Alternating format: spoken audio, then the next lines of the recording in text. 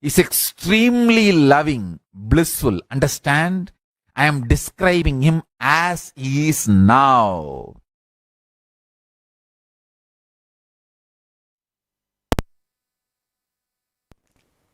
Yes, welcome back. What a way of describing Bhagavan Sri Maha Ganapathi. Listening when the Supreme Pontiff of Hinduism describes in the most jovial way how in complete completion and joy and bliss Bhagavan Ganesha is, even mischievous and naughty, and at the same time most compassionate, beyond even our own scale of judging compassion. His very state of perpetual completion becomes our reality. Simply the smile starts manifesting on our face and our whole space just shifts. And as we are getting ready to receive the Supreme Pontiff of Hinduism in the live Darshan today on the special occasion of Ganesh Chathurthi, it's also important to mention that Kailasas from all over the world, all the global temples, the spiritual embassies of Kailasa are celebrating. For example, even yesterday in Kailasa in Ohio, very major 2 homas were held on this special occasion of Ganesh Chathurthi. One Ayudha Modaka Ganapati Moolamantra Homa and Ashtotra Shatakamalena Mahalakshmi Homa. These 2 grand homas were celebrated with great joy in Kailasa in Ohio. And at the same time in Kailasa in Los Angeles, a grand Maha Abhishekam was also offered to Bhagavan Maha Ganapathi. Devotees from all across the whole area surrounding these kshetras, powerful spiritual centers that these temples are, which are personally installed and energized by the Supreme Pontiff of Hinduism. The devotees flocked in and took part in these rituals, these celebrations, making deities of Ganesha with their own hands and offering food to the deity. In fact, even in Kailasa in Los Angeles, Ganapati even received the offerings of the devotees in a grand power manifestation session where the devotees offered milk to Ganapati and he actually drank that milk. That is what the Supreme Pontiff of Hinduism is saying again and again, even in the clips that we have just seen. Ganapati is real, Ganesha is real. It's not just an idea, it's not just a representation, philosophical representation. He is a living being. Always joyful, always blissful, ready to bless us with the best gifts. There's also a very small story from the life of the Supreme Pontiff of Hinduism. When he says when he was a young boy, as we have just said, every year he used to celebrate Ganesh Chathurthi. He used to make Ganesha deities to pray, to worship Ganesha on his own. He used to make Yogeshwara, Paramashivam himself, who happened in the life of the Supreme Pontiff of Hinduism as his own guru. So he rushes to him and explains what happened, what the lady had said. And Arunagiri Yogeshwara makes this one statement. He says that life is not just all about money. It is your ability to do, the possibility of you to visualize and hold that visualization and then manifest into reality. That is what is the real value. If we just buy the Ganesha deity and just offer puja for that, let's say half an hour, we will get the benefit of that half an hour being in remembrance of Ganapati. But when we actually make the deity with our own hands, let's say we take a day, 2, 3 days, holding Ganapati's form, his space, his memory in our inner space, in our very brain, carrying that visualization, and that our hands making that visualization into reality, that whole time period we will be in samadhi. The same act, all the devotees who are taking part in this whole grand celebration of Ganesha Chathurthi from all over the world, all the Kailasas from all over the world, they are taking part in this celebration by making their own Ganesha deities and then making the offerings to that deity.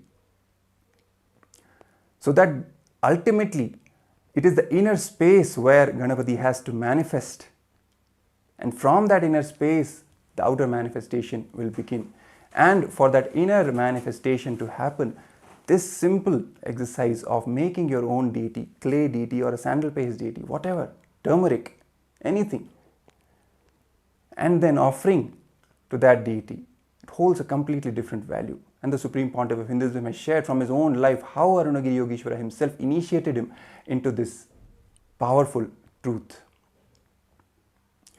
And we will be projecting the pictures of these celebrations from Kailasas all over the world, the global temples, especially Kailasa in Ohio, Kailasa in Los Angeles, showing you how the grand celebrations have been taking place with the Maha Abhishekam, with the Homas, with the devotees feeding the Ganesha, making the Ganesha with their own hands, feeding, offering the food, having the prasadam.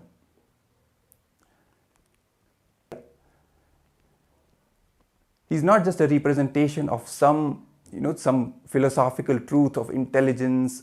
And also remembering from the powerful story when the Supreme Pontiff of Hinduism himself fed Maha Ganapathi when he was just at the age of 3, a young boy.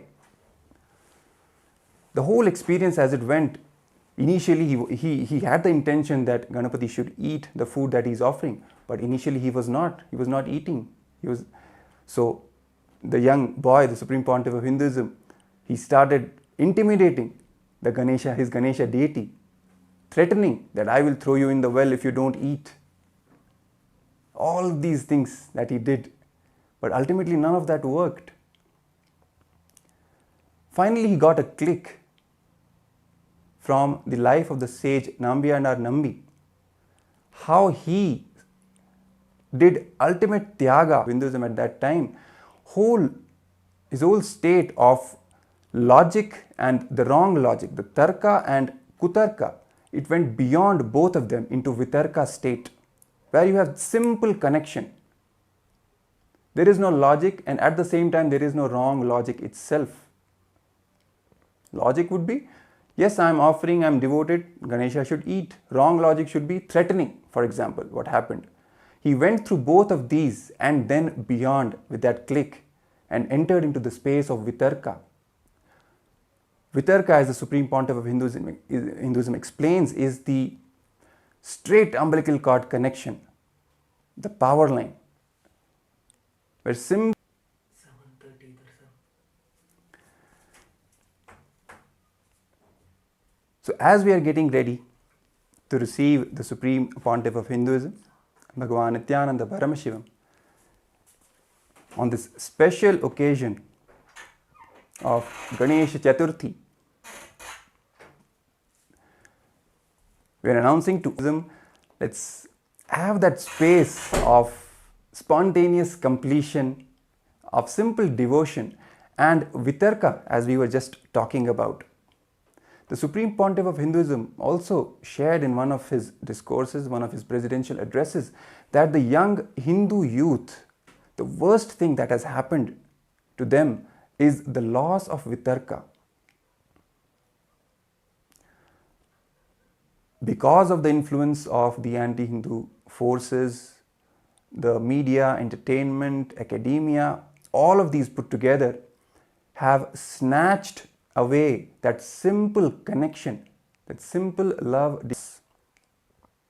Even when we are connecting to the deities, we think a million times, this is right, this is wrong, what it means, what it doesn't mean, instead of simply understanding that they are real. Let's just talk to them, let's just connect with them, be it Ganesha, be it Krishna. If we read the stories of the great devotees, this one thing, the one thread that is common across all their lives is vitarka. All the Nayanmars, their stories, how they connected with Paramashiva, how Meera connected with Krishna, all the devotees. This vitarka is the common factor and the most powerful factor. And it is only because of this vitarka that the Supreme Pontiff of Hinduism at such a tender age simply manifested, offering his food to Ganesha, and Ganesha simply came and ate. It was a simple belief. Simple, not even belief, it just knows. He just knows. He will come and eat. That's all.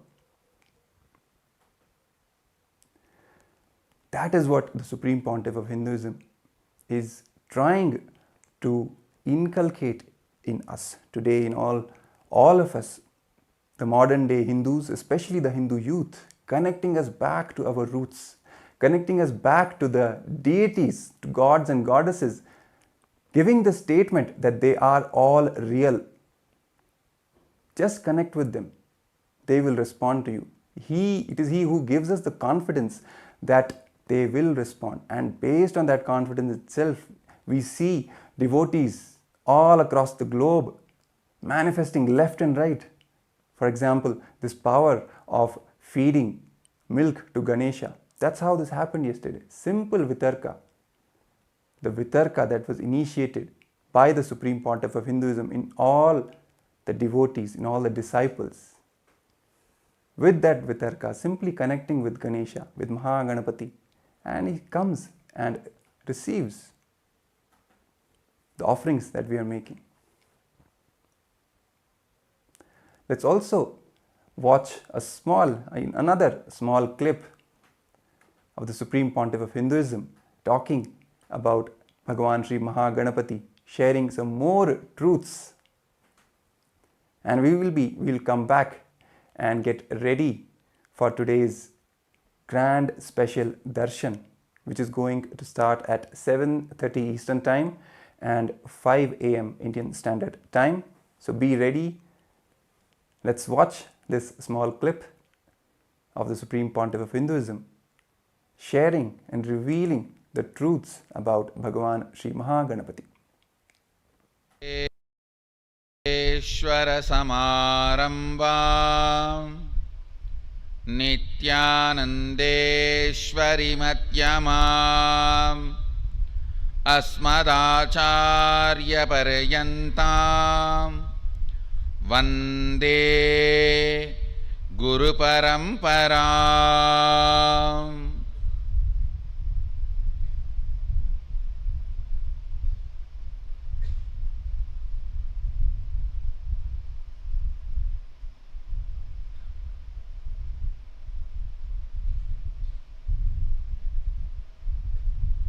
And today, Tirjnana Sambandhar. It is Avani Chathurthi.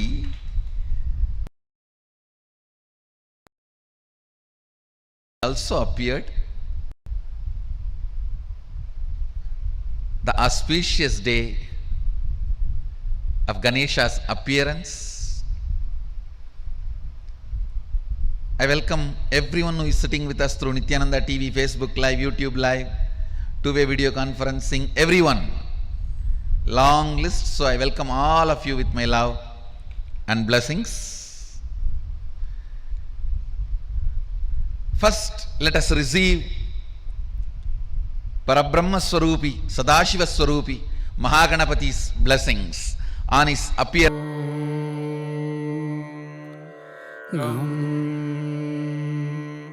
Ananda Ganapataye Namaha.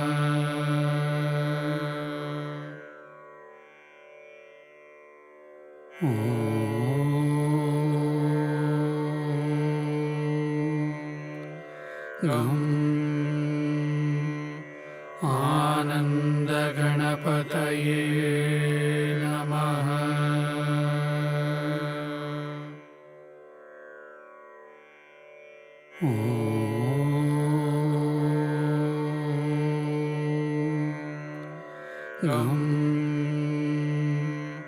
Ananda Ganapataye Namaha.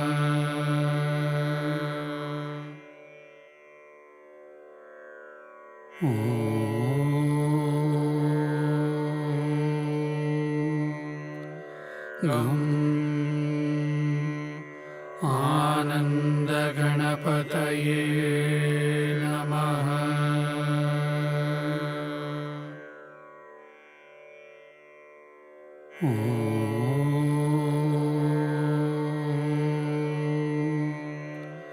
गं आनन्दगणपतये नमः।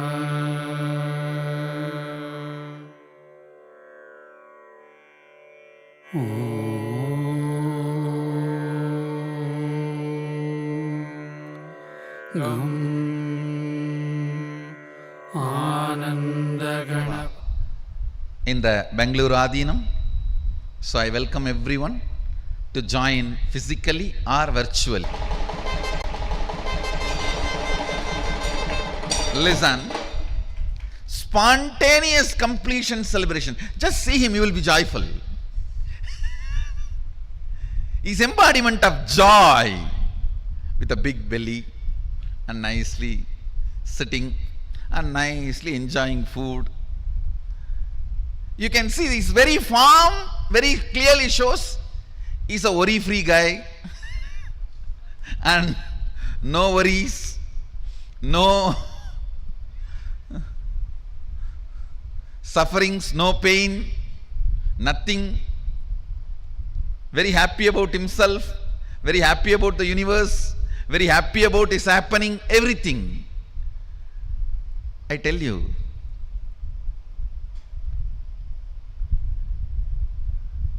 his very way he appeared, the way he happened, if you see the whole story, very casually, I don't know what do you call in English, the Aravanam in Tamil they say, the leaf you make as a paste and decorate on your mehendi, they call it. The haldi which she applied on her body and the mehendi, she just pulled both of it out with her muscle memory and makes Ganapathi and breathes life into it, and the child is playing around outside. She says, I'm going for a bath, just be here. Then Sadashiva walks in. Some of the stupid interpretations say Sadashiva did not recognize his own son. How can it be? Who recognized the whole universe? How can it be? No. He knows he need to add his part into him.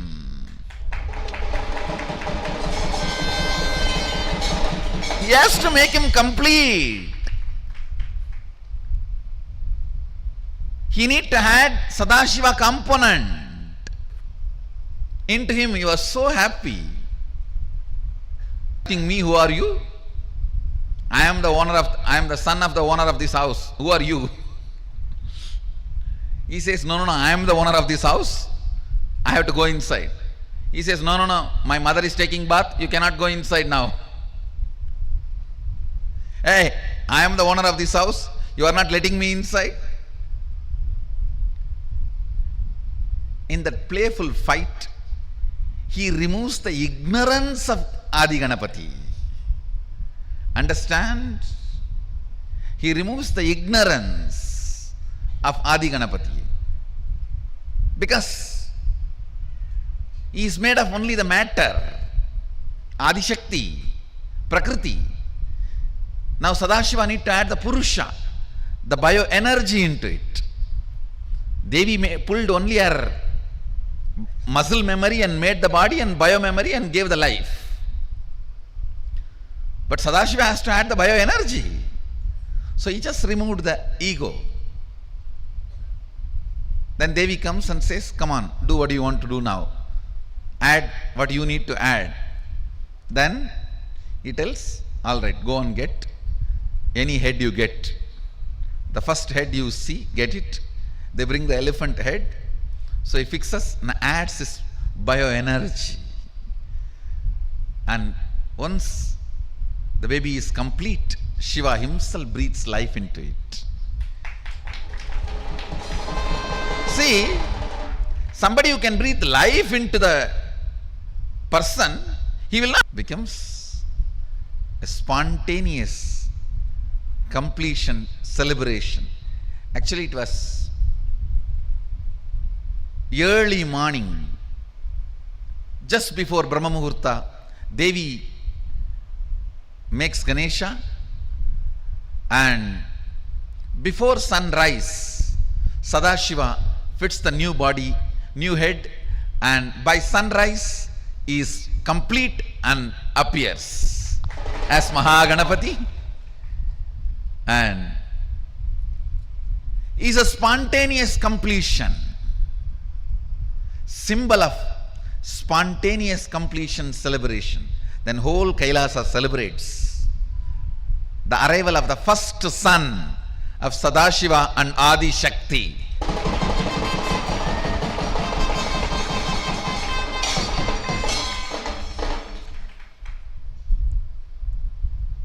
Is the embodiment, symbol of your idea about your body be based on completion. Let your idea about your mind be based on completion. Let your idea about your wealth be based on completion. Let your idea about your health be based on completion. Let your idea about your beauties be based on completion. Let your idea about others be based on completion. Let your idea about everything, understand? Weakest way of existing is fear. Let that fear be blasted by Maha Ganapathi's spontaneous completion celebration. Invoke him. He is easy to approach. Asudosha. Asudosha means easily pleased. Easy to approach. Easily pleased. He is Asudosha. That is why you can approach him in any way. Nithyananda? Yes.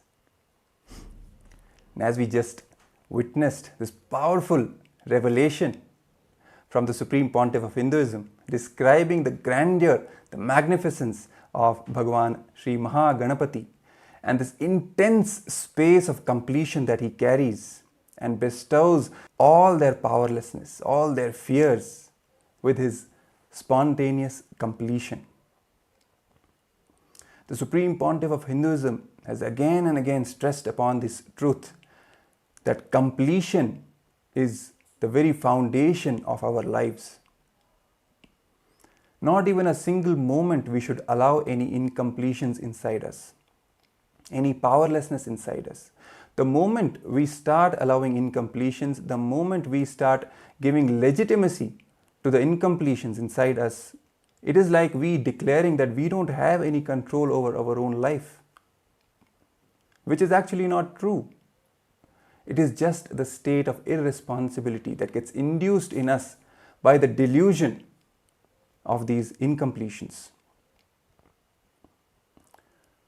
So the moment any incompletions come, the moment they arise in us, simply remembering our Guru, the Supreme Pontiff of Hinduism, who is the very embodiment of Maha Ganapathi's space of perpetual completion. Simply that prasada of spontaneous, instant completion happens inside us, without any need to logically go through all the whatever it is, the thoughts, the thought currents to reach any conclusion. No. Simply a simple decision to complete induces that space of completion. When we just realize that all the incompletions are not even real in the first place, they are just delusion made up by our mind. So we don't even have to fight them, just ignore them. It makes them completely redundant. And we come back to the space of spontaneous completion. As even we were talking about earlier, Maha Ganapathi's form, when he holds the Pasha and Ankusha in his two hands, Ankusha is the power of unclutching. The moment any incompletion arises, simply unclutch from that and we fall back into the state of completion, of rest. Always pro-life, deciding for life, joyful, energetic, excited, working on different things, different projects, taking on multiple things at the same time. Then where is the time of even giving time to any incompletion?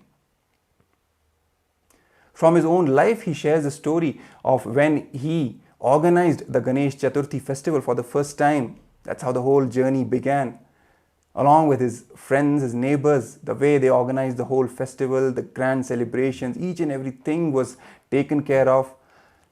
The Supreme Pontiff of Hinduism at that young age involved himself in all the aspects. He was a painter, he was a musician. All these ideas are just completely bogus, as the Supreme Pontiff of Hinduism says again and again. And even in Kailasa's Nithyananda Gurukul, this is one practice which forms the very foundation of the life of the kids, of the Gurukul kids.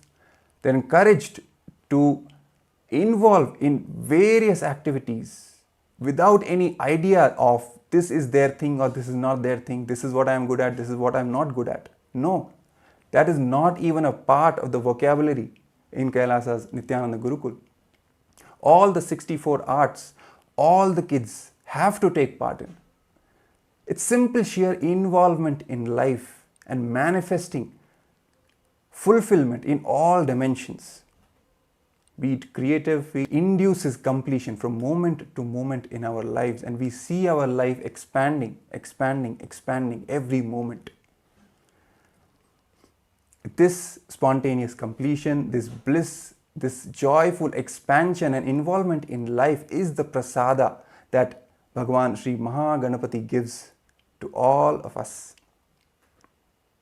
From his own inner space, he bestows upon all his devotees this prasada of instant, spontaneous completion, of joy, of energy, of vitality, of simply enjoying life to the fullest. And that's exactly what the Supreme Pontiff of Hinduism initiates us into when he expresses as a very manifestation of completion itself and makes completion happens in all of us. Stressing upon this point how important completion is, how powerful completion is. Not even a single moment of incompletion is worthy of being entertained in our inner space, because it simply doesn't belong there. It is not even real. This power of completion is what Bhagavan Sri Maha Ganapathi is the embodiment of. It's the power of completion, power of consciousness. When we feed food to Maha Ganapathi and he accepts it and he graces us by receiving it, by having that food, it is simply he initiating us into the power of our consciousness, making us realize that we are much more than just this body and mind.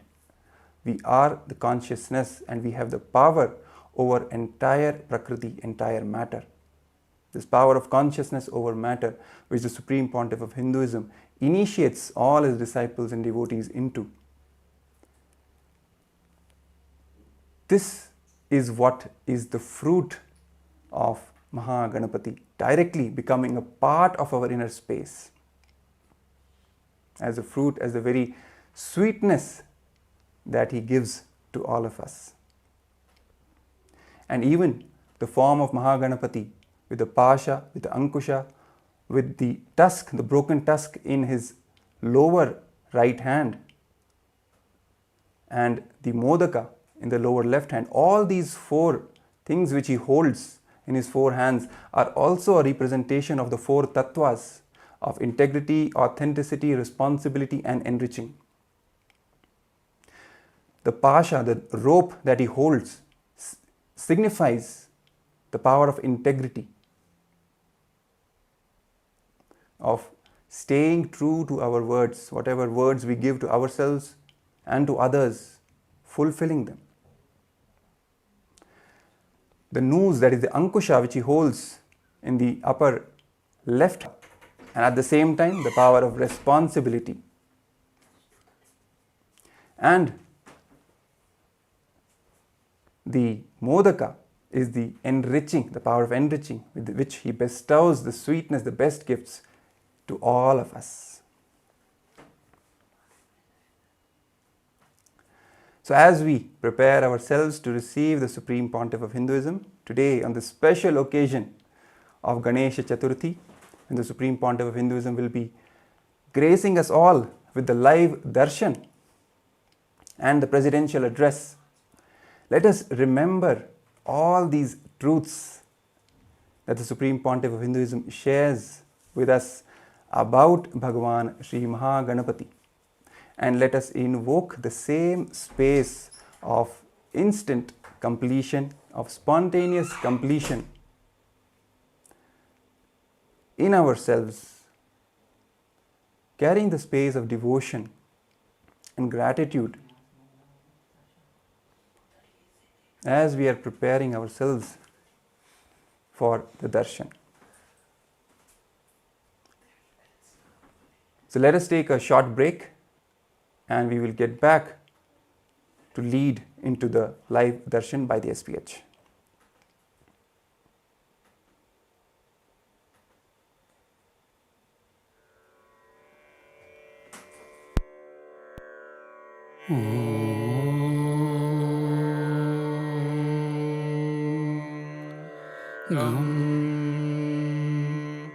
आनंद गणपतये नमः।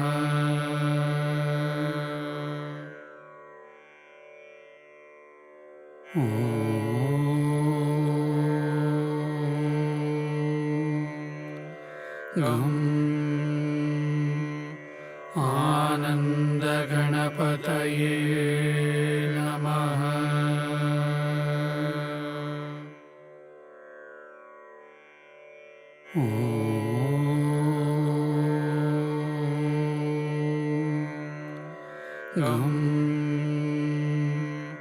आनंद गणपतये नमः।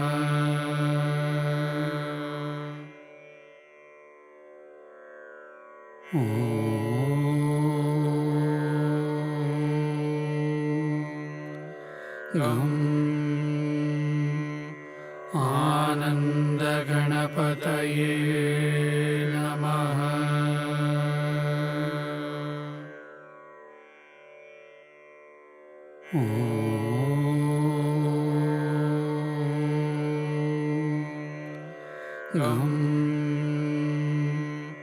आनंद गणपतये नमः।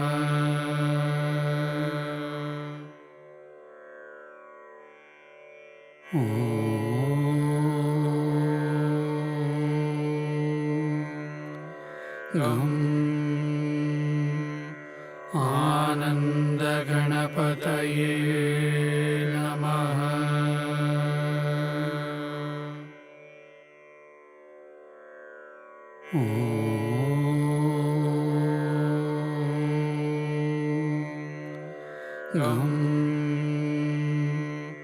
आनंद गणपतये नमः।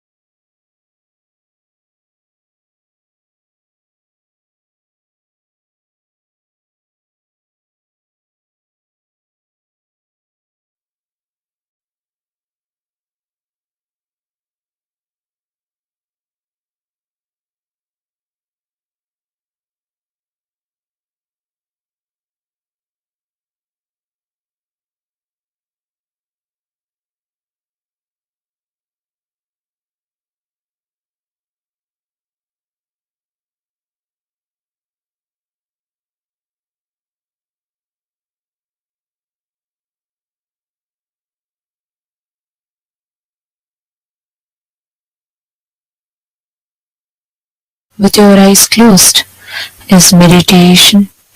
Connecting with the divine with your eyes open is darshan. Come, let us all now move from meditation to darshan. Slowly, very slowly, please open your eyes.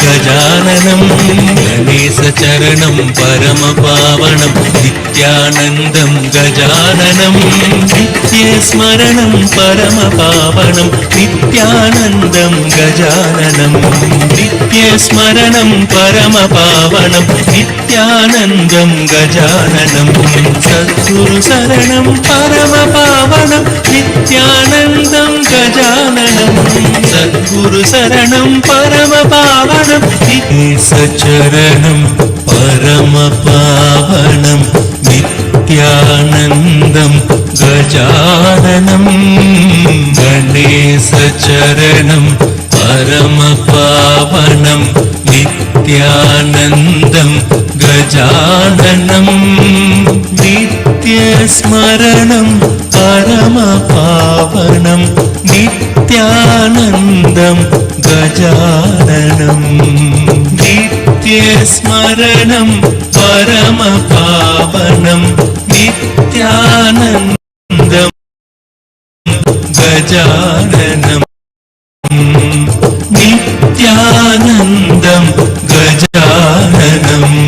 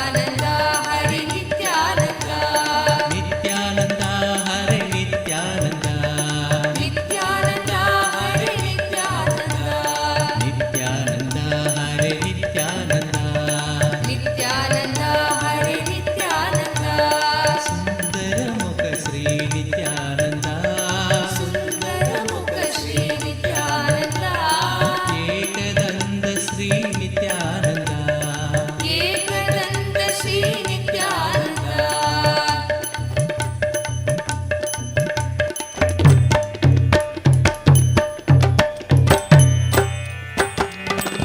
गजमुग गजमुग Gajanan गजमुग गजमुग Gajanan गजमुग गजमुग Gajanan गजमुग गजमुग Gajanan Gauri Nandan Nityanand Gauri Nandan Nityanand Gauri Nandan Nityanand Gauri Nandan Nityanand गजमुग गजमुग Gajanan गजमुग गजमुग Gajanan गिरिजानन्दन Nityanand गिरिजानन्दन Nityanand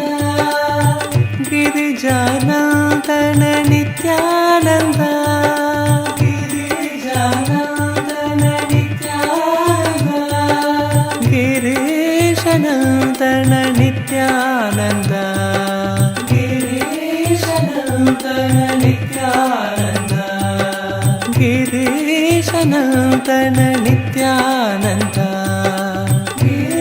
गिरीशनन्दन Nityanand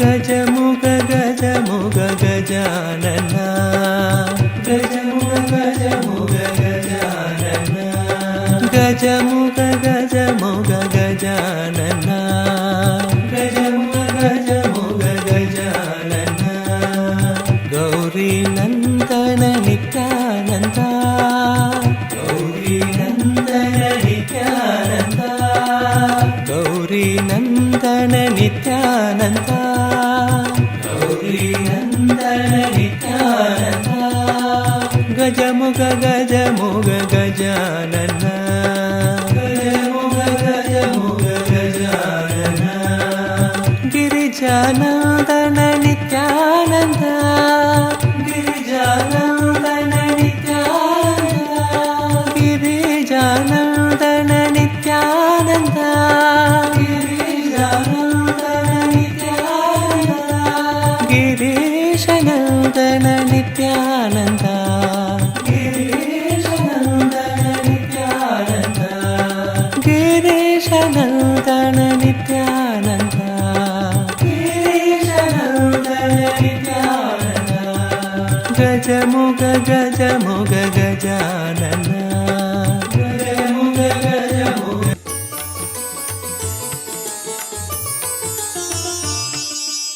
Nityanand hey Nityanand Nityanand hey Nityanand Nityanand hey Nityanand Nityanand hey Nityanand Gauri Tanaya Gajanan Gauri Tanaya Gajanan Gauri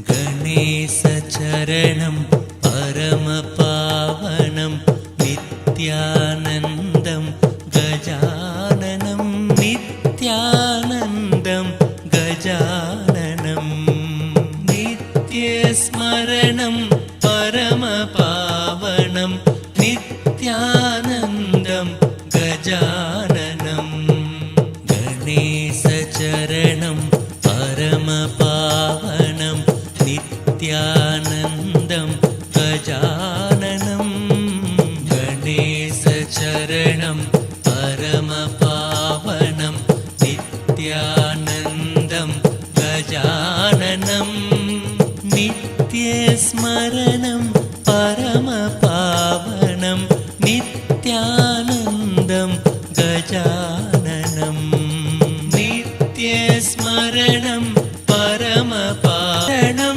परमपावनं नित्यानन्दं गजाननं भवभयहरणं परमपावनं नित्यानन्दं गजाननं भवभयहरणं परमपावनं नित्यानन्दं गजाननम्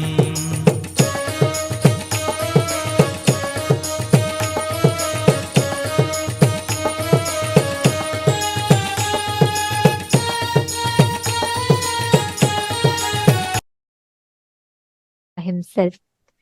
And today, all of us are being blessed with this most auspicious darshan. And also on this occasion of Ganesha Chathurthi, where the Ganesha Chathurthi Tithi has officially started and began, we're having the darshan of the Nija avatar of Paramashivam manifesting, gracing all of us. As each of us sit, the first one being YouTube, you all can head to Kailasa's SPH Nithyananda, the official YouTube channel, and please subscribe to the channel. Go to the live stream in that channel. You can post all your prayers, all the WhatsApp community, and through your WhatsApp, you can directly post your prayers, dream requests, and gratitude messages directly to Swamiji. Twitter, you can head to x.com and go to Kailasa's SPH Nithyananda Paramashivam, the official Twitter handle. You'd have to go to the pinned tweet of that particular handle, and you'll have to reply tweet to that particular pinned tweet with any questions that you would like to request, any subject that you would like to request Swamiji to reveal further on. Please use the hashtag Ask the Avatar, and you can post all your prayers and requests there. The next is Instagram. Please head to Kailasa's SPH Nithyananda Instagram handle, the official Instagram handle of Swamiji. Please make sure to click the follow button if you have not yet done so that you don't miss out on any of the latest updates and the photos of the Supreme Pontiff of Hinduism, that you can receive the blessings from Swamiji. The next being Facebook. All of you can head to Kailasa's SPH JGM Nithyananda Paramashivam, the official Facebook page. Don't forget to like and follow, and you will receive all the latest news, events and updates from Kailasa on the Facebook page. And also you can go to the live stream of that particular Facebook page, and you can post all your prayers, all your blessings, requests, messages of gratitude and love to Swamiji on that under that comment section of that particular live video. And today, all the participants that are sitting here, yesterday, Swamiji had revealed some of the most powerful insights, and I would say the grand vision that Swamiji is envisioning through the revival of the responsible democracy of Kailasa, which is already starting to take effect. The immediate effects are starting to take action. So every one of you that are actively voting for your respective houses of parliament, Raj Sabha and the Chit Sabha, please remember, as the Supreme Pontiff of Hinduism himself envisioned yesterday, the grand vision that Swamiji is spearheading through this, reviving, restoring the responsible democracy, and most importantly, planning the future ministers and heads of these respective houses of parliament in the respective local Kailasas. The most important revival, aspects of one of the most important revival of the responsible democracy. It's so beautifully Swamiji mentioned yesterday. Kailasa is completely apolitical and nothing is done, nothing is chosen based on any kind of politics but chosen based on responsivism that each of us show. Each of us, you might be from any part of the world. Right now, we literally have Hindus practicing, living Hindus from across the globe, from literally all the time zones that are here gathered with us.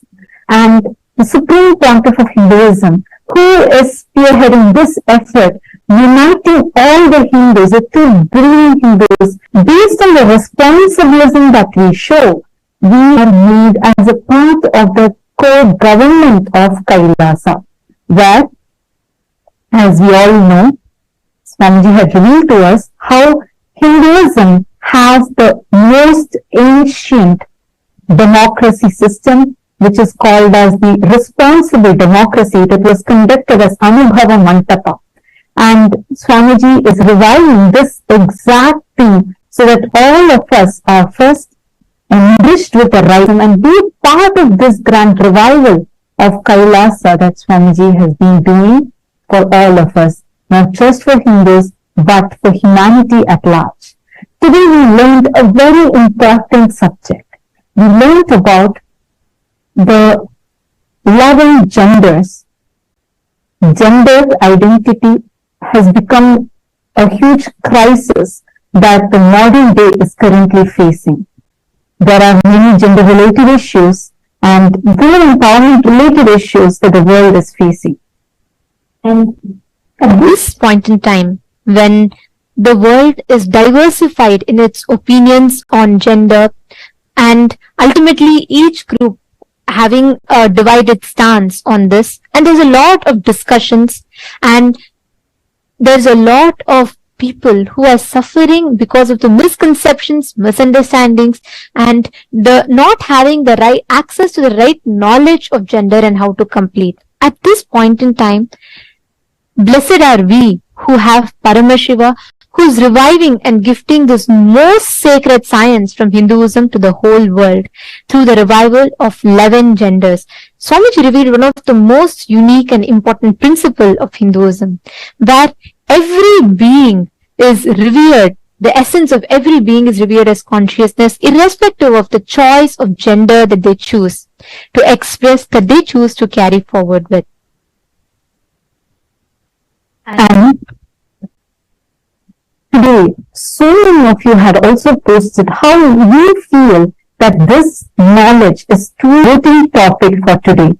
And just a reminder for everyone, all those who want to be a part of this grand revival of Kailasa and be a part of this governing body of Kailasa, yesterday Swamiji had told how Swamiji has already started choosing people based on the responsibilism that each one shows, the responsible activism that each one shows. And here, and Swamiji also mentioned how based on how actively you are participating in the voting, whether it is the Rajya Sabha voting, which is open to all the Hindus across the world, be it born Hindus or practicing living Hindus. It is open for everyone, including the SJP Kartas, Yajamans, and Sarvanya Pitadishwas, like everyone. This is revival of responsible democracy, and take some time to visit the website events.kailasa.org/Hindu-votes and please cast your vote. The question is, how important is it to promote awareness within the society regarding the existence of 11 genders and initiating dialogues on this topic? Do you believe that this endeavor will eliminate instances of gender-based violence, rectify misconceptions surrounding the gender, and address various gender-related issues? How important is all of you to go ahead and cast your vote? The options are, indeed, I firmly believe that spreading awareness on this subject is of utmost importance. Second, no, I do not believe such efforts are necessary. Third, I hold the view that such awareness may not significantly impact the Kailasa votes and hashtag Nithyananda, and please tweet why you choose this. To all the Sarvajñapita Yajaman, Sarvajñapita Karta, and all the members of the Chit Sabha House of Parliament, each of us as Kailashans, we've all experienced the profound and distinctive gender equal policies that takes place in all the governing policies of Kailasa as envisioned by the Supreme Pontiff of Hinduism himself. Be it women empowerment, a prime example of which is the fact that within Kailasa, women occupy 80% of leadership positions. And in every which way, Swamiji is reviving in the most unique and profound way gender equality. And furthermore, Kailasa stands as the only nation that has recognized and honors the existence of 11 unique genders, celebrating the essence of each individual as consciousness. It is only Kailasa that recognizes 11 unique genders. Now, each of us as empowered citizens of Kailasa who are enjoying its fruits and benefits, it is imperative that we take this initiative and raise awareness and ignite meaningful discussions in global forums. In your opinion, how do you think we can accomplish this? And as we are reading it out, you all can check it out on your respective chats. All the Sarvajñapita Yajamans and Kartas, please do check it in your respective chats. And the link has already been posted there. We request you all to head there and please take a few minutes to cast your vote. The options are: Option A, by participating in international events and forums, which helps you in actively engaging and where we can effectively represent the sacred revival of Kailasa and its progressive gender policies on a global stage. Option B is spreading awareness on social media, which is utilizing the power of social media. We can easily disseminate the information and promote awareness about our inclusive policies, reaching a broader audience. Option 3 is encouraging inclusive conversations in independent private events. That is another approach, which is to foster inclusive conversations on these topics within the independent events, and these discussions can create a ripple effect of awareness and understanding. And option 4 is if you believe that you can't really bring a significant impact, you can let us know with that. So please do take a few minutes, cast your vote, and do let us know. I'd like to take this opportunity to remind all the Sarvajñapita Yajamans, Kartas, all of you, the grand vision that Swamiji himself revealed yesterday. Each of you, by taking us, are becoming an active part of this revival of responsible democracy. So we encourage all the Sarvajñapita Yajamans, Kartas, all of you to take out a few minutes and please cast your vote.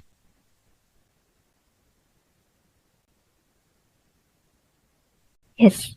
And now let us all continue enjoying the darshan. Let us all continue receiving today's most powerful initiation. We request all the viewers, participants, every one of you to post your prayers, messages of gratitude to Swamiji on all of the social media platforms that we mentioned, and you can get the boons and blessings from Swamiji himself.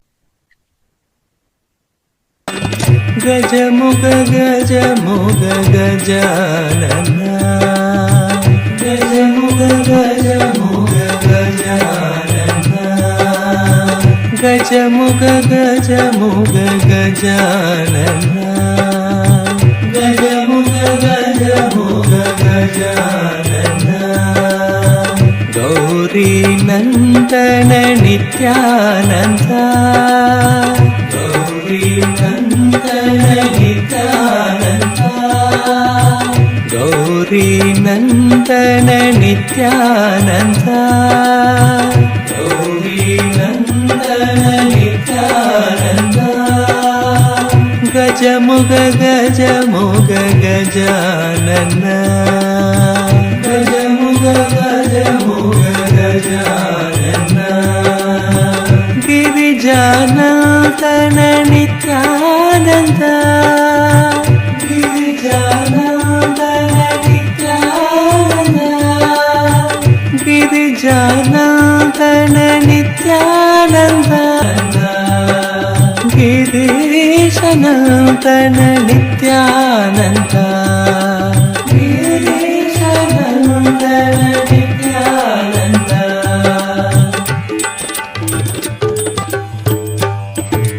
गजमुग गजमुग Gajanan गजमुग गजमुग Gajanan गजमुग गजमुग Gajanan गजमुग गजमुग Gajanan Gauri Nandan Nityanand Gauri Nandan Nityanand Gauri Nandan Nityanand Gauri Nandan Nityanand Kailasa welcomes you to the grand celebrations of Ganesha Chathurthi. Kailasas around the world are celebrating with the deities of Maha Ganapathi and the Supreme Pontiff of Hinduism, Bhagavan Nithyananda Paramashivam. On this auspicious day, in the divine presence of our beloved Swamiji, let us now offer our devotion and worship at the divine lotus feet of Maha Ganapathi and the Supreme Pontiff of Hinduism.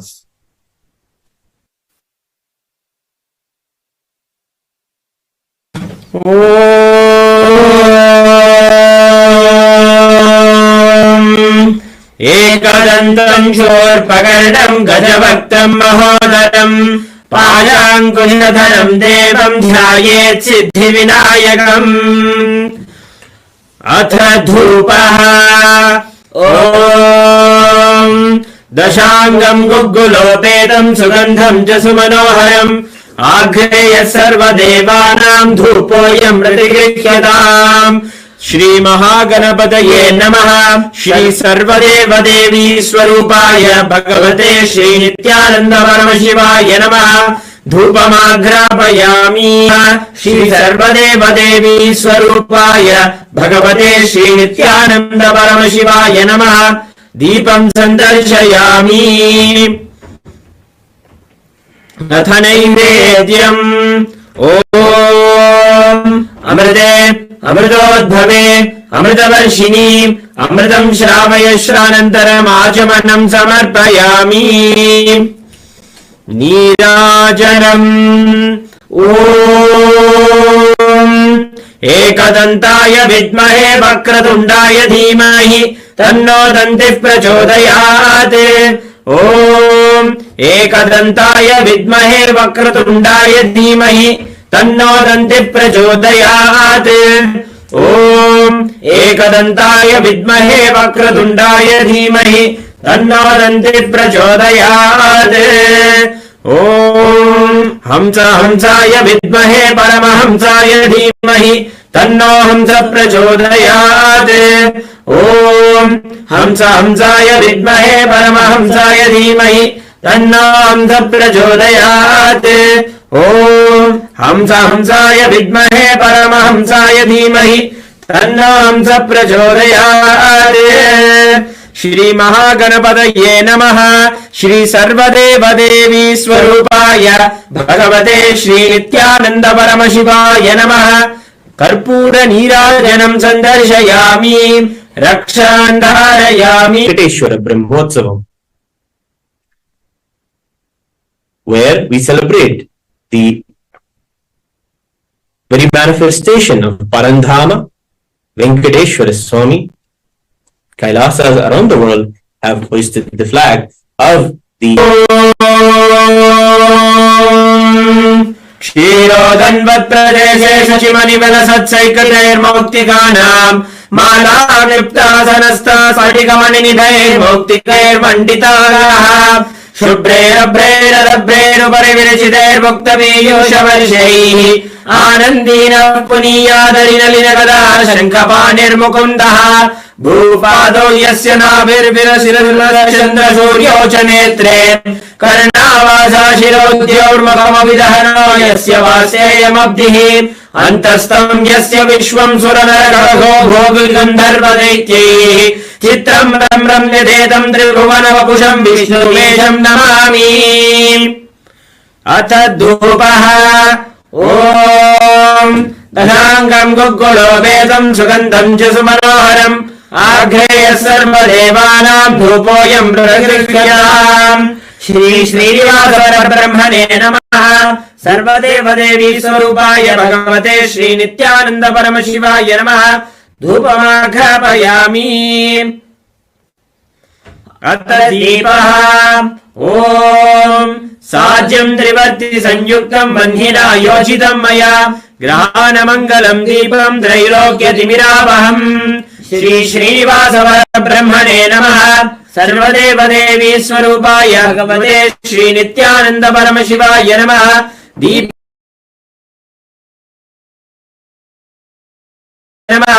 दीपम् सन्दर्शयामि। अथ नैवेद्यम् ॐ अमृते अमृतोद्भवे अमृतवर्षिणि अमृतम् श्रावय श्रावय स्वाहा। श्री श्रीनिवास परब्रह्मणे नमः। श्री सर्वदेवदेवी स्वरूपाय भगवते श्री नित्यानन्द परमशिवाय नमः। अमृतम् महानैवेद्यम् निवेदयामि। निवेदसाय मङ्गलम् श्रियकान्ताय कल्याण निधये निधयेऽर्थिनाम् श्रीवेङ्कटनिवासाय श्रीनिवासाय मङ्गलम् श्रियकान्ताय कल्याण निधये निधयेऽर्थिनाम् श्रीवेङ्कटनिवासाय श्रीनिवासाय मङ्गलम्। कर्पूरगौरम् करुणावतारम् संसारसारम् भुजगेन्द्रहारम् सदा वसन्तम् हृदयारविन्दे भवम् भवानी सहितम् नमामि। भवम् भवानी सहितम् नमामि। भवम् भवानी सहितम् नमामि। श्री श्रीनिवास परब्रह्मणे नमः। श्री सर्वदेवदेवी स्वरूपाय भगवते श्री नित्यानन्द परमशिवाय नमः। कर्पूर नीराजनम् सन्दर्शयित्यानन्देश्वर रूपिणे श्री कैलास प्रधानाय नित्यानन्दाय मङ्गलम्। मूलप्त्यानन्दाय मङ्गलम्।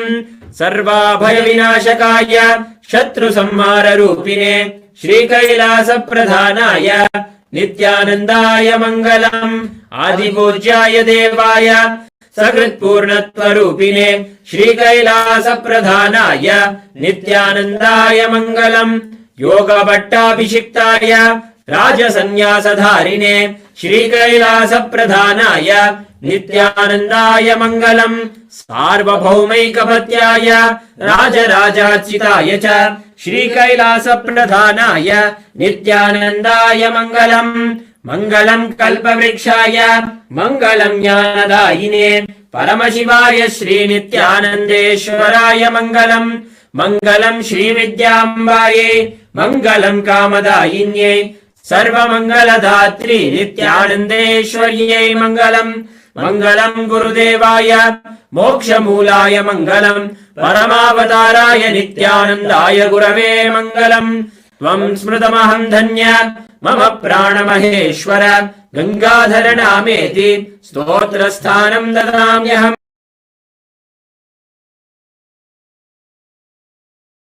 पादुकार्पणमस्तु। ॐ नित्यानन्दम्।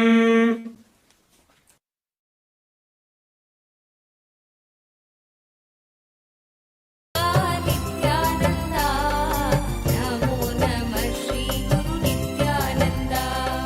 नित्यानन्दा नित्यानन्दा नमो नमः श्री गुरु नित्यानन्दा। नित्यानन्दा नित्यानन्दा नमो नमः श्री गुरु नित्यानन्दा।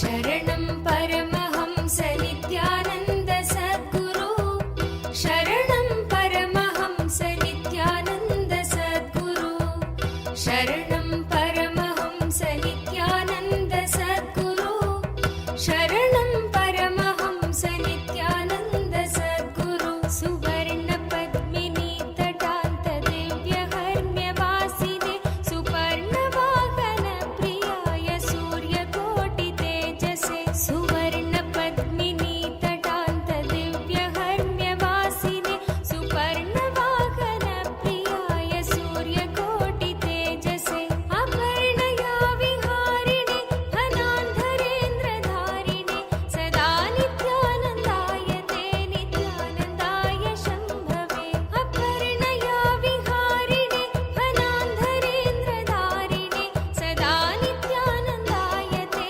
नित्यानन्दाय शम्भवे शरणं परमहंस नित्यानन्द सद्गुरु शरणं परमहंस नित्यानन्द सद्गुरु शरणं परमहंस नित्यानन्द सद्गुरु शरणं परमहंस नित्यानन्द सद्गुरु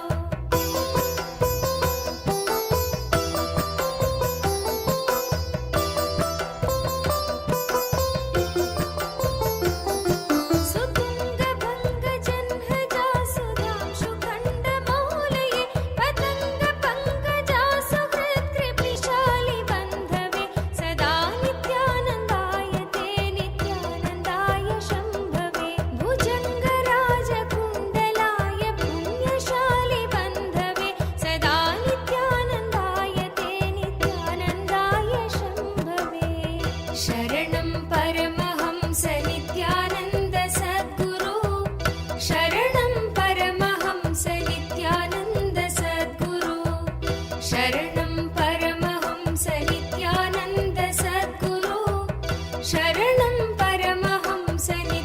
परमहंस नित्यानन्द सद्गुरु शरणं परमहंस नित्यानन्द सद्गुरु शरणं परमहंस नित्यानन्द सद्गुरु शरणं परमहंस नित्यानन्द सद्गुरु शरणं परमहंस नित्यानन्द सद्गुरु चतुर्मुखाननारविन्द वेदगीतमूर्तये चतुर्भुजानुजा शरीर शोभमानमूर्तये चतुर्मुखानयते नित्यानन्दाय शम्भवे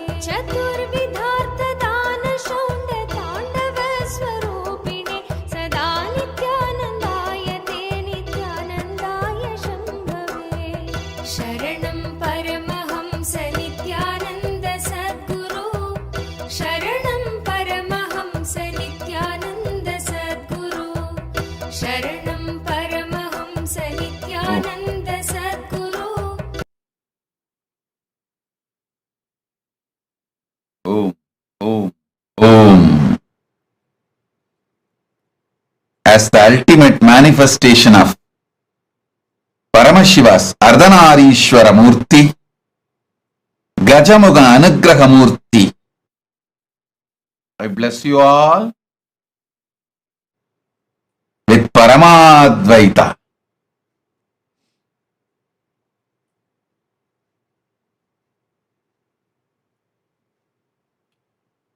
Blessings, Ganapati, Maha Ganapathis. Blessings, Maha Ganapathis grace.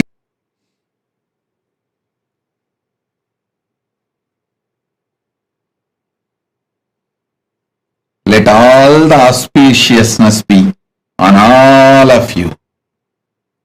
Sarva Mangala Praptirastu. Sarva Mangala Praptirastu. Sarva Mangala Praptirastu. Ganapati bless all of you and remove all obstacles. Let you all achieve success in everything. All obstacles be removed by the grace of Ganapathi.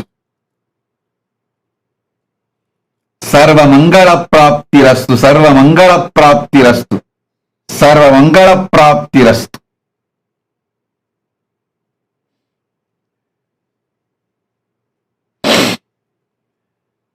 I initiate all of you into the awakening of your Kundalini Shakti and ultimate gender, Ardhanarishwara. Now I'll install the 720 sacred sounds, mantras into your system. I'll energize, mirror, and all the other alchemy products you have, turmeric, kumkum, sandal, all the alchemy products and aushadas, and Krishnasila. Sit now. I'll transmit Paramashivam.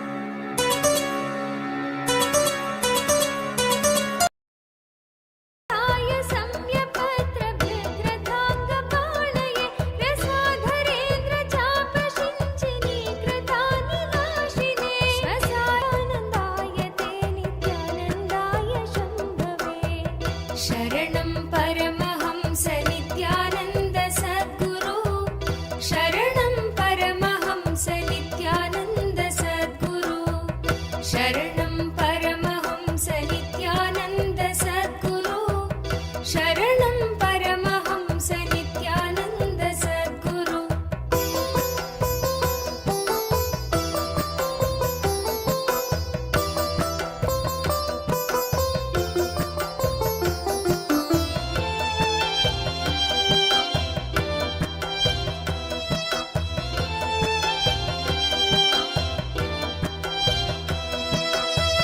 शरणं परमहंस नित्यानन्द सद्गुरु शरणं परमहंस नित्यानन्द सद्गुरु शरणं परमहंस नित्यानन्द सद्गुरु शरणं परमहंस नित्यानन्द सद्गुरु अतिप्रगल्भ वीरभद्र सिंहनाद गर्जित श्रुतिप्रभीत दक्षयाग भोगिनाक सद्मना अतिप्रगल्भ वीरभद्र सिंहनाद गर्जित श्रुतिप्रभीत दक्षयाग भोगिनाक सद्मना गतिप्रदाय गर्जिताखिल प्रपञ्च साक्षिणे सदा नित्यानन्दाय ते नित्यानन्दाय शम्भवे गतिप्रदाय गर्जिताखिल प्रपञ्च सद्गुरु शरणं परमहंस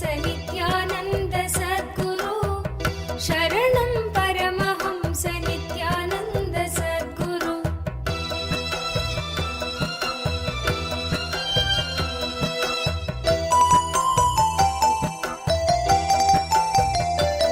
कंडु सोनु रक्षणावधूत दण्डपाणये सुगण्ड मण्डल स्फुरत्र भाजितामृताक्षवे मृगण्डु सोनु रक्षणावधूत दण्डपाणये सुगण्ड मण्डल स्फुरत्र भाजितामृताक्षवे अखण्ड भोग सम्पदर्थि लोक भावितात्मने सदा नित्यानन्दाय ते नित्यानन्दाय शम्भवे अखण्ड भोग सम्पदर्थि लोक भावितात्मने सदा नित्यानन्दाय ते नित्यानन्दाय शम्भवे शरणं परमहंस नित्यानन्द सद्गुरु शरणं परमहंस नित्यानन्द सद्गुरु शरणं परमहंस नित्यानन्द सद्गुरु शरणं परमहंस नित्यानन्द सद्गुरु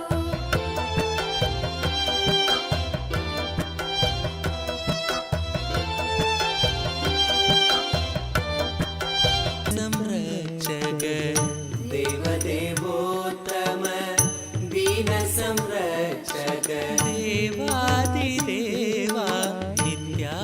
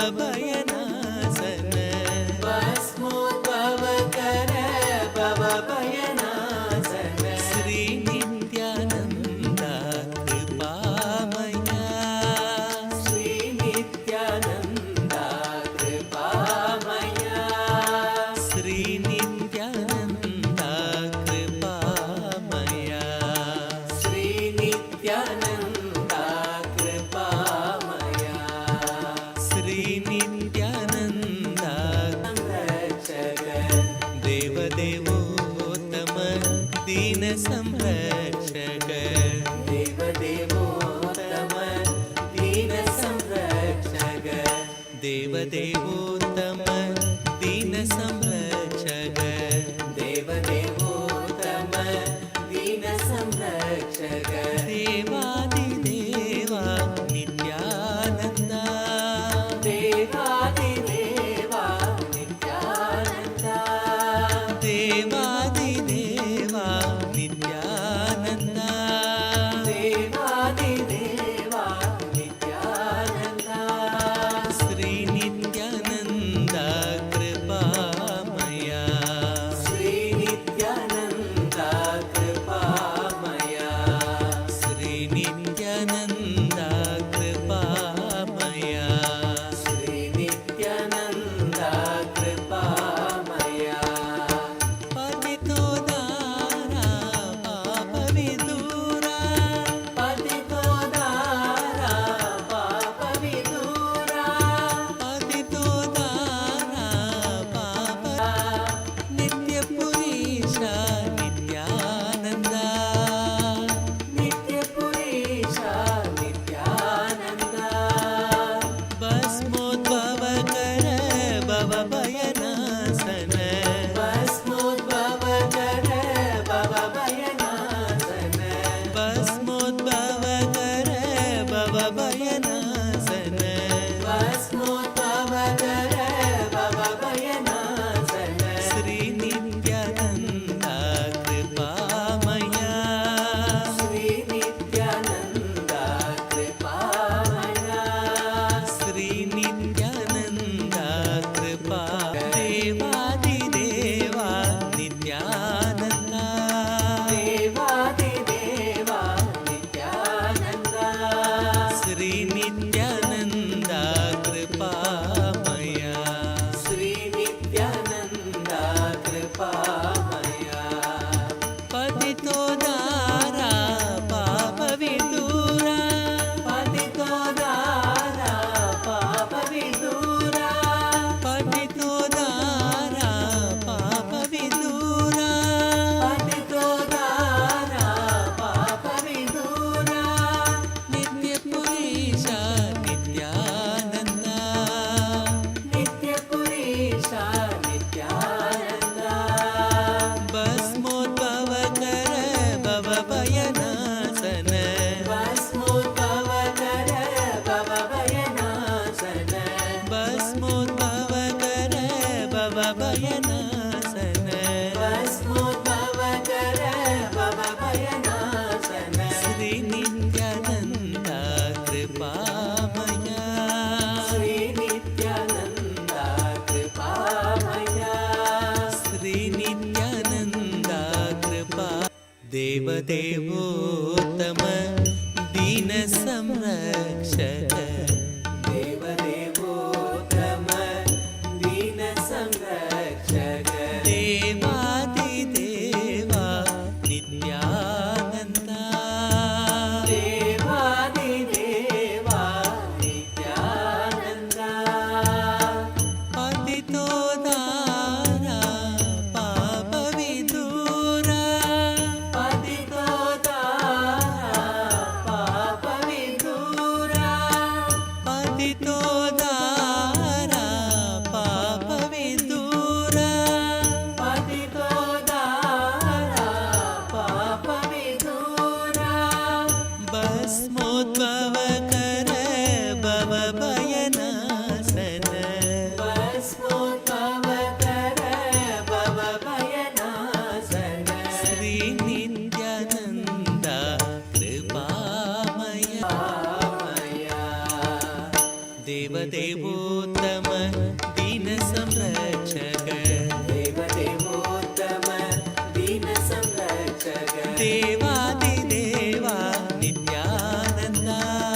देवादिदेवा नित्यानन्द श्रीनित्यानन्द कृपामया श्रीनित्यानन्द कृपामया पतितोदारा पापविदूरा पतितोदारा पापविदूरा नित्यपुरीशा नित्यानन्द नित्यपुरीशा नित्यानन्द भस्मोद्भवकर भवभयनाशन भस्मोद्भवकर भवभयनाशन श्रीनित्यानन्द श्रीनित्यानन्द कृपामया श्रीनित्यानन्द कृपामया नित्यानन्द हरे नित्यानन्द नित्यानन्द हरे नित्यानन्द नित्यानन्द हरे Nityanand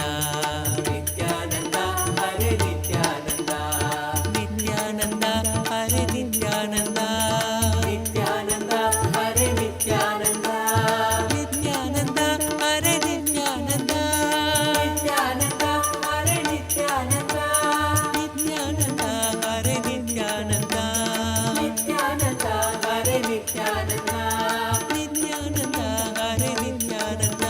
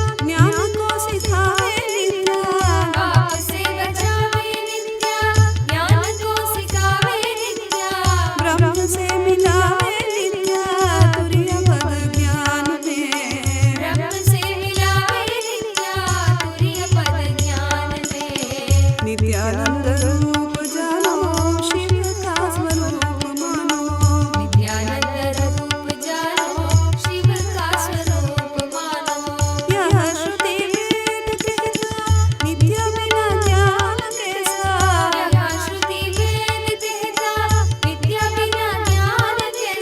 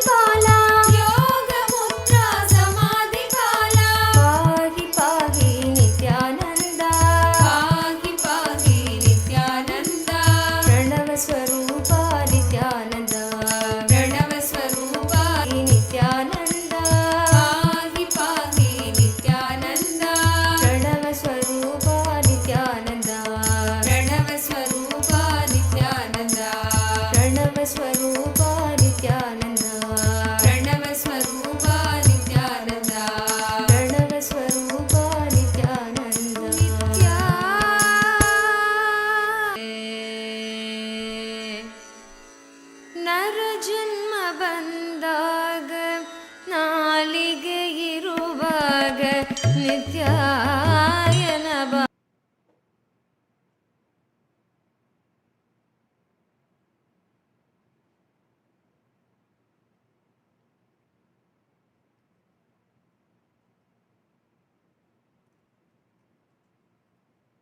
Om, Om, Om, Om, Om, Om. Jin Yang, I accepted your Tulabara Seva, blessings for you. I accepted your gratitude and I accepted your Pada Puja. My blessings for your daughter Meera Ven. I'll completely heal her. Yin Yang, I'll completely heal your daughter Meera Ven. My blessings for your whole family. I'll shower you with oneness. I give you all the 6 boons you want. I'll shower your husband with wealth and EB5 investments will be returned. I'll take care. Don't worry. Yin Yang, I'll shower you with love, completion, fulfillment. Tatast. Liao Feng Chi. Liao Feng Chi. I accepted your Tulabaram and I give you all the 7 boons you want. You will have a completion and enlightenment. You will have wealth and you will be very powerful enricher for Kailasa in Taiwan. Blessings. Shower you with wealth.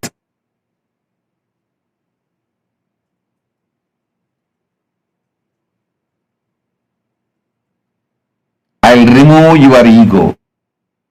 Asutosh Sharma, don't worry. I'll remove your ego, give you oneness. You will become Sarvanyapitakarta. Blessings for your spouse Swaranima. Blessings for Swaranima. And you will live enlightened life. Asutosh Sharma. Tatast. Michelle Shu.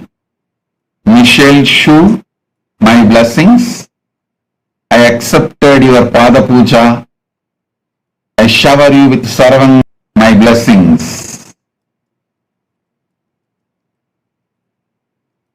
Erina Merino. I accepted your Pratyaksha Pada Puja. I reside in your heart. I'll make you enlightened.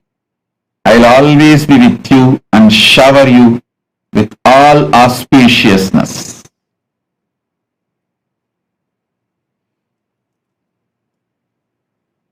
All those who offered today Pratyaksha Pada Puja and Tulabara Seva, next further satsangs. Today I am blessing all of you by accepting your gratitude, devotion, Pada Puja, Tulabara Seva, everything.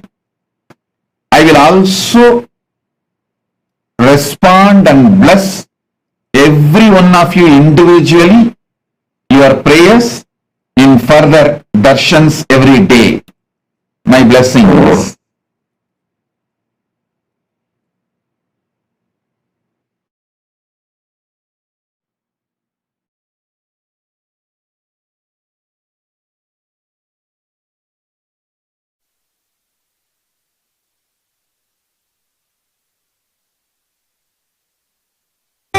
ஏலமலர் குழலாள் ஒரு பாகம் அமர்ந்தருணி கோலமலர் பொழில் சூழ் கொடிமாட Sengundrur மல்கும் நீலனன் மாமிடற்றான்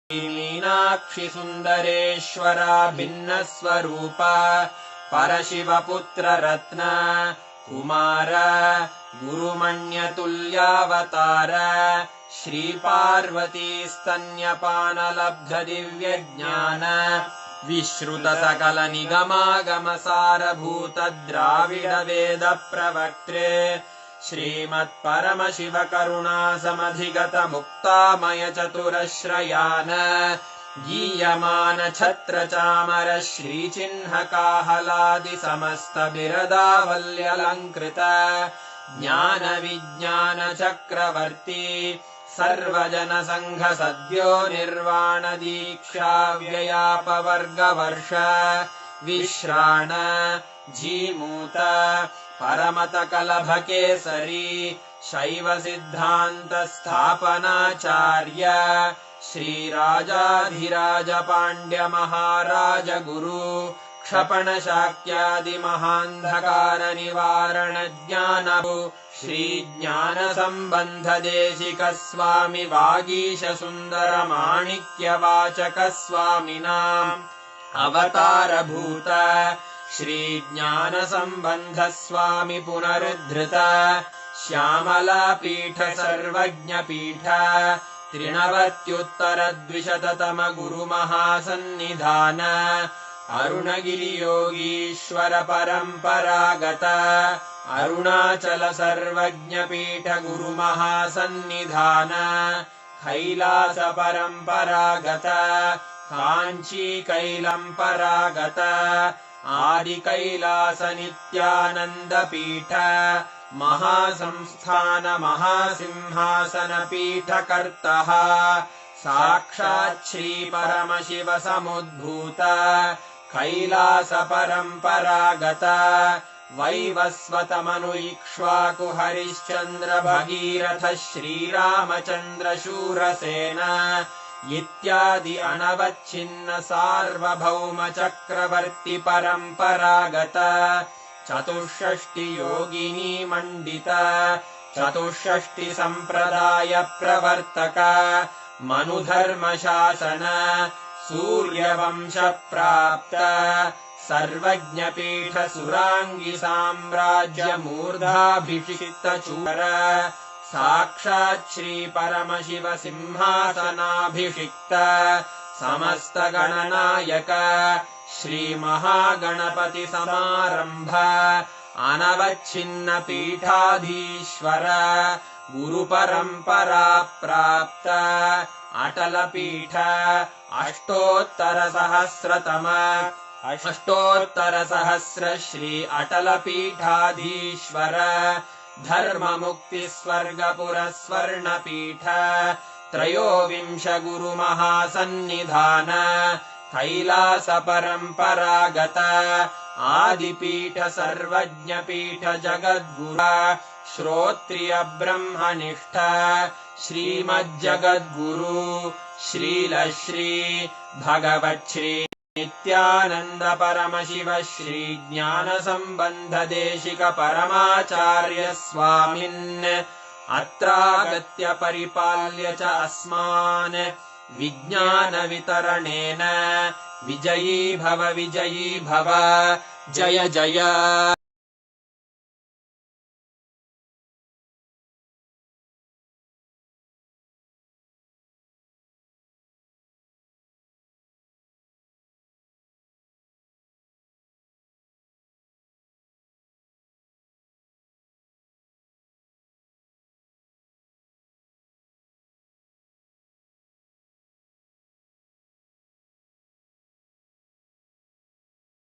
Beautiful darshan, Sarva Mangala, and we've all been showered, bestowed with ultimate auspiciousness. Important aspects today. To live all aspects of life. Today's darshan was one of the most important and most beautiful darshans. And if any of you have not yet voted, please take a few minutes. Please head to events.kailasa.org/Hindu-votes. And please remember to cast your vote. I request every one of you to take a few minutes and share with us how did you enjoy the darshan today? How did each of you enjoy the darshan today? The most powerful, the most beautiful, I should say, whenever Maha Ganapathi happens, Swamiji tells he is the embodiment of that ultimate bliss, that ultimate manifestation of ultimate auspiciousness and bliss. And right now, right after we've all received the darshan of Vignaharta, Maha Ganapathi, let us all sit now, connect to Maha Ganapathi. Each one of us right now, we all can have the experience of that ultimate oneness, boon and blessing from Swamiji himself directly. Just sit now, connect intensely. Swamiji has initiated all of us to be able to manifest the powers using the alchemy products, right? Just right now, we all can manifest. Sit. Sit with your head, neck, and spine in a straight line. Connect to Swamiji. All of you who have received your alchemy products energized, as we all were guided in the morning, please apply the Aushada. Make sure you're applying the Jnananjana, Aushada, turmeric, whatever there is. Apply that on the mirror. Make sure you're applying that as 3 dots on your forehead and on the temples.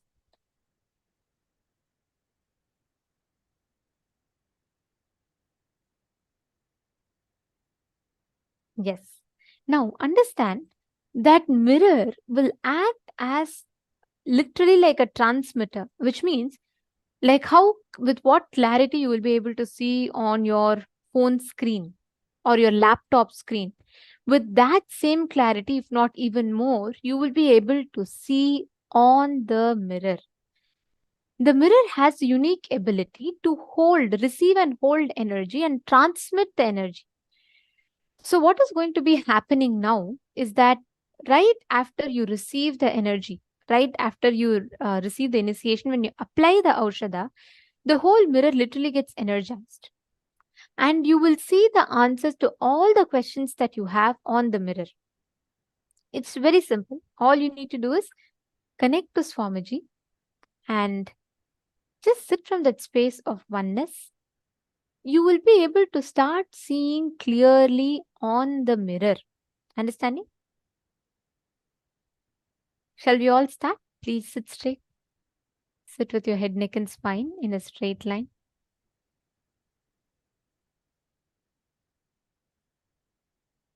Now, intensely chant the Mahavakya.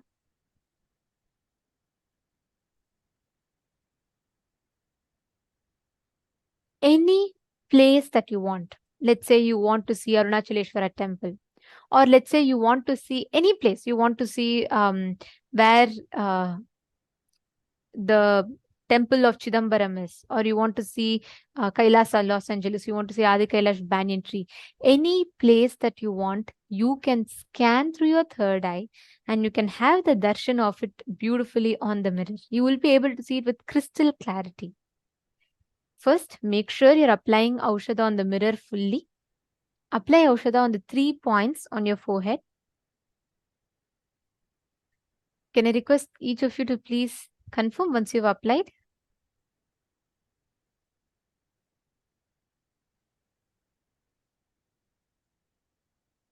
Malita Segi, you're asking how does it appear? Does it appear as actual words? It will appear as clear visuals itself. See, sometimes it starts as patterns and lines, but actually you will be able to see, like if I show you, like how you're seeing us on your screen right now, right? Like you're able to see it clearly. The same clarity you will see it on the mirror, ma. And it will actually intensify because it is not on your capability. It is completely the mirror's ability to project whatever you want to see. The moment you create that strong will consciously, it will actually appear on the mirror. You will be able to see it. Come on, can I request every one of you to please have the mirror?